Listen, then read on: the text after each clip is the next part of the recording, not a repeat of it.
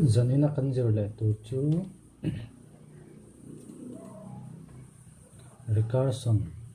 recursion function kanjiranga ei recursion function a work danania recursion function chu function mania in call ang chi kha mani le mani in call ang chi kha recursion function chu ni antina nei lo entara hi function ania aminga recurs henita min chuan helai hi main function hian avai khatna tan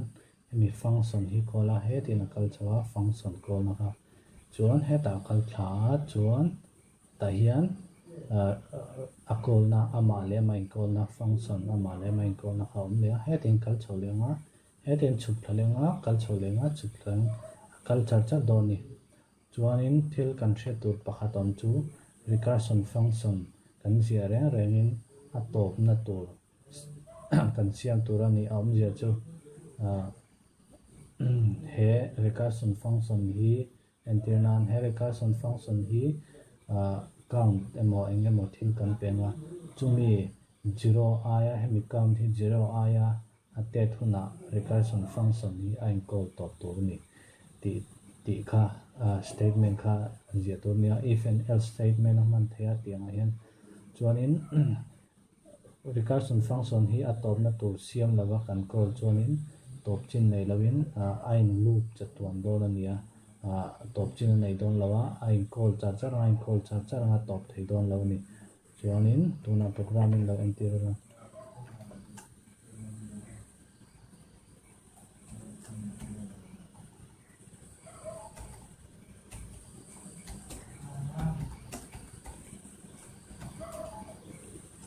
main hin jam ma support la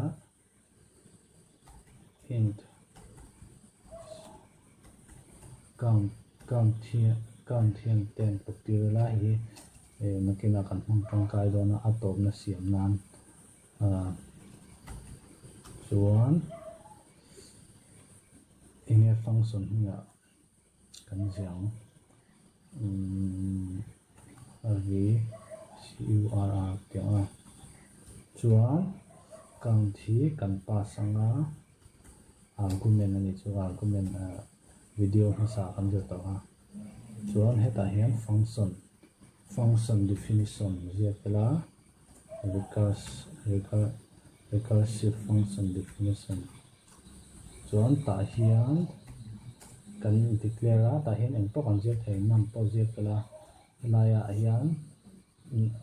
argument pakata on chona to kan mai min khain ang thel ngai lo helai mi chu ang thel ngai lo nam lo zia ta la chuan ta hian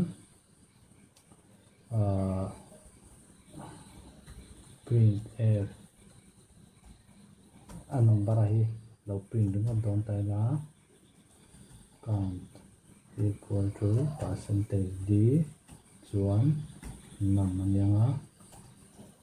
nam minus lo ta la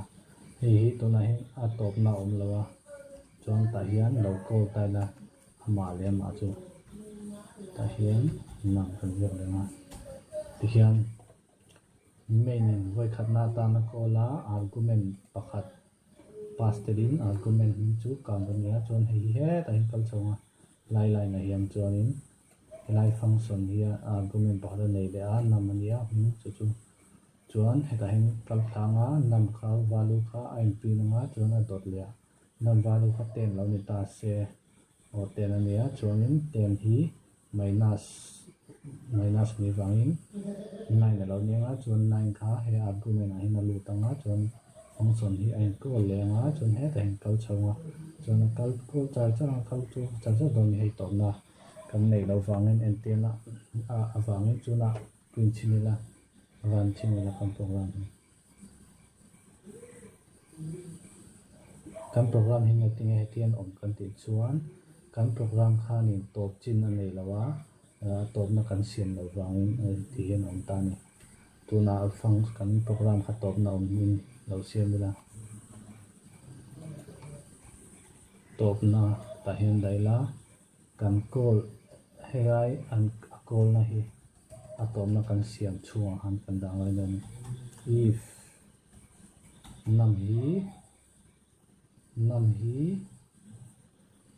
0 aya alen chuan function hi equal thiang tinia chuan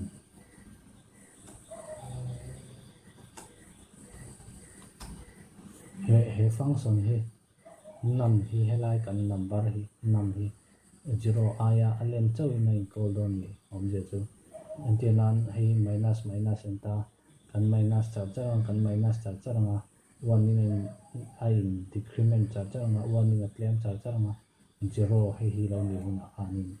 helai function hi equal to don lo ni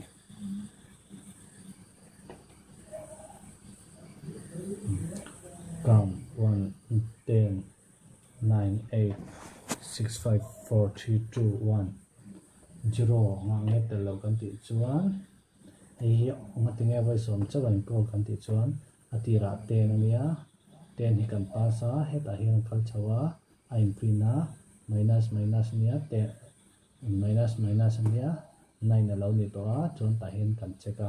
9 chu 0 a in an liana chawang chuan kan kola tiang khan ko kal chaw le zera imprint le zera 9 and minus 8 kan check le 8 hi 0 a in a tet a tet lo wangin kan call le a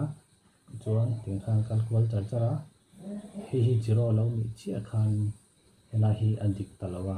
kan call thei talawa chuan kan heta hi kan kal tanga chuan loop a hen emi recursion hi kan call to lo wangin kan top ta chuan ka ti khania ka ha recursion man dan ni a man thiam chuan a tang kai ma se recursion hi at muanga loop a in chuan chu baka memory among hema chu a that lo ve na nia ma se program a ti to in nge man tang kai thiam chuan man program zia te osa program a ti to ya